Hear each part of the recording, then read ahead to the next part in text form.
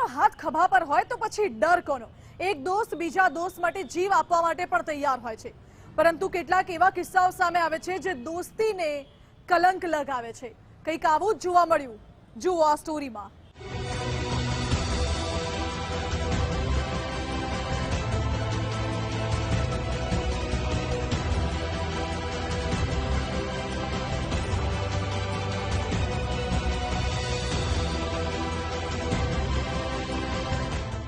રસ્તા પર પડેલું લોહી, પથ્થર પર જોવા મળી રહેલા લોહીના નિશાન, તપાસ કરી રહેલી પોલીસ, ઘટના સ્થળે આરોપીને લઈ જઈ કરવામાં આવી રહેલી પૂછપરછ. આ તમામ દ્રશ્યો લોહિયાળ ખેલ તરફ ઇશારો કરી રહ્યા છે. ખોફનાક ખૂની ખેલની આ ઘટના ઘટી છે રાજકોટના જેતપુરમાં. જેતપુરમાં યુવકની સનસનીખેજ હત્યા. દોસ્ત જ બન્યો દોસ્તનો દુશ્મન.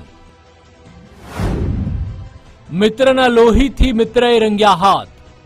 રાજકોટ ગ્રામ્યના ઉદ્યોગનગર પોલીસના સકંજામાં ઉભા રહેલો આ એ જ દોસ્ત છે જેની પર લાગ્યો છે મિત્રની હત્યાનો આરોપ. જેતપુરમાં સાડીના કારખાનામાં સાથે કામ કરતા મિત્રને મોતને ઘાટ ઉતારનાર આ શખ્સનું નામ ગૌરવ દોહરે છે, જેણે એકવાર પણ મિત્રતાના સંબંધનો વિચાર ના કર્યો. એક ઝાટકે દોસ્તીના સંબંધમાં લોહી રેડી દીધું. રોહિત કુમાર નામના યુવકની હત્યાના આરોપસર તેની ધરપકડ કરવામાં આવી છે.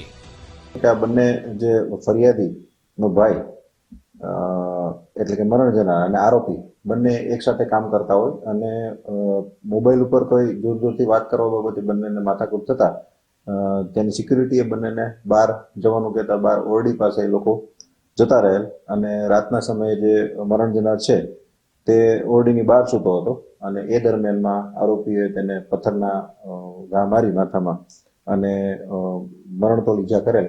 ત્યારબાદ તે સારવારમાં હતો અને પહેલા પ્રથમ એટેમ્પ્ટ ટુ મર્ડરની કલમ લગાડી અને ગુનો દાખલ કરવામાં આવ્યો હતો.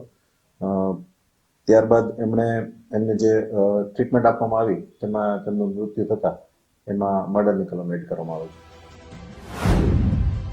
મિત્રતાના સંબંધમાં કેમ રેડાયું લોહી? આરોપી ગૌરવ અને મૃતક રોહિત બંને મૂળ યુપીના છે. જેતપુરમાં 5 પીપળવા રોડ પર આવેલા સાડીના કારખાનામાં કામ કરતા હતા. અહીં અલગ અલગ ઓરડી ભાડે રાખી રહેતા હતા.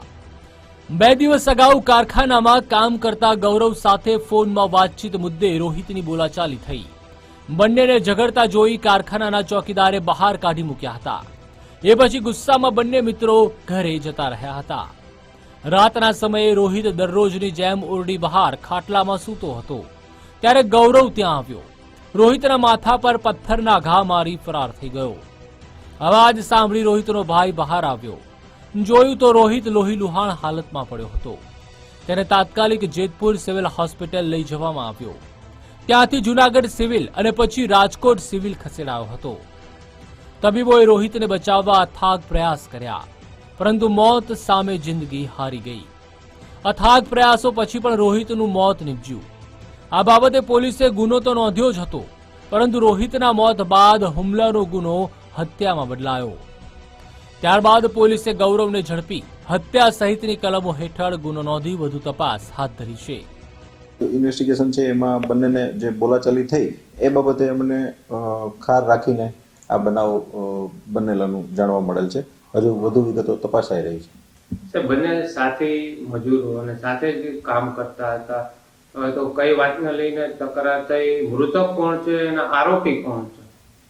બંનેને તકરાર જે હતી એ અત્યારે એમણે એના મરણ જનારના ભાઈએ એવું જ બતાવ્યું છે કે મોબાઈલમાં જે બંને જોર જોરથી વાત કરતા હતા એ બાબતે બંનેને માથાકૂટ હતી અને અમને સિક્યુરિટીએ બંનેને બહાર કાઢ્યા હતા.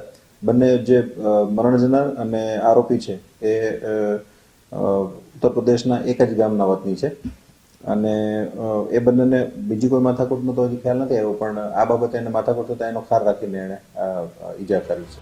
આમ એક સામાન્ય વાતમાં મિત્ર એટલી હદે ગુસ્સે ભરાયો કે તેણે દોસ્તીના સંબંધોનો વિચાર ન કર્યો.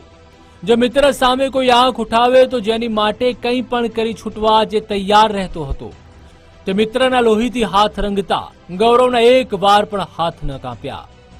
ત્યારે આવા મિત્રોના કારણે દોસ્તીના સંબંધો ઉપર પણ અનેક સવાલ ઊભા થાય છે. હરેશ ભાલિયા, ગુજરાત ફર્સ્ટ, જેતપુર.